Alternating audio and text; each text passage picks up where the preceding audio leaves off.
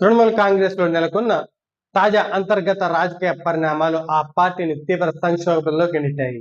పార్టీలో నెలకొన్న అసమ్మతి తీవ్ర రూపం దాల్చింది. పార్టీలో ఒక తిరుగుబాటు వర్గం కోల్కతాలో ప్రత్యేక సమావేశాన్ని ఏర్పాటు చేసి తృణమూల్ కాంగ్రెస్ వ్యవస్థాపకురాలు మమతా బెనర్జీని పార్టీ చైర్పర్సన్ పదవి నుంచి తొలగించినట్లు ప్రకటించింది.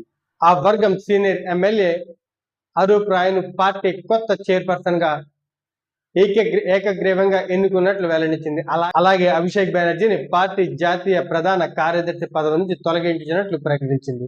తిరుగుబాటు వర్గం తమది అసలైన తృణమూల్ కాంగ్రెస్ పార్టీ అంటూ కొత్తగా కార్యవర్గ సభ్యులను, ఉపాధ్యక్షులను, ప్రధాన కార్యదర్శులను నియమించుకుంది. దీనికి ప్రతిపక్ష నేతగా ఉన్న రితు ప్రతాప్ బెనర్జీ నేతృత్వం వహిస్తున్నారు.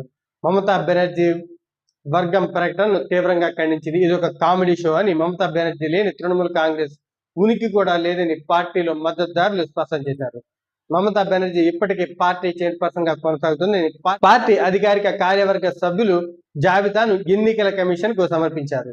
ఇందులో మమతా బెనర్జీని చైర్పర్సన్ గా, అభిషేక్ బెనర్జీని జాతీయ ప్రధాన కార్యదర్శిగా పేర్కొన్నారు. పార్టీపై పట్టు కోసం రెండు వర్గాల మధ్య ఇప్పుడు తీవ్రమైన చట్టపరమైన మరియు రాజకీయ పోరాటం నడుస్తుంది. ఏ వర్గం అసలైన తృణమూల్ కాంగ్రెస్ పార్టీ అనే దానిపై ఎన్నికల కమిషన్ మరియు కోర్టుల పరిధిలోకి వెళ్లనుంది.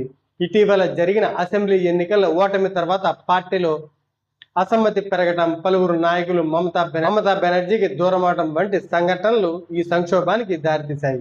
అసెంబ్లీ స్పీకర్ కూడా చాలా మంది తిరుగుబాటు ఎమ్మెల్యేలు వేరుగా గుర్తించడంతో పరిస్థితి మరింత క్లిష్టంగా మారింది. ప్రస్తుతం టీఎంసీలో మమతా బెనర్జీ వర్గం ఒకవైపు, తిరుగుబాటు వర్గం మరొక వైపు ఉండటంతో పశ్చిమ బెంగాల్ రాజకీయాల్లో తీవ్ర అనిశ్చితి నెలకొంది. ఈ పరిణామాలు పార్టీ భవిష్యత్తుపై తీవ్ర ప్రభావం చూపే అవకాశం ఉంది.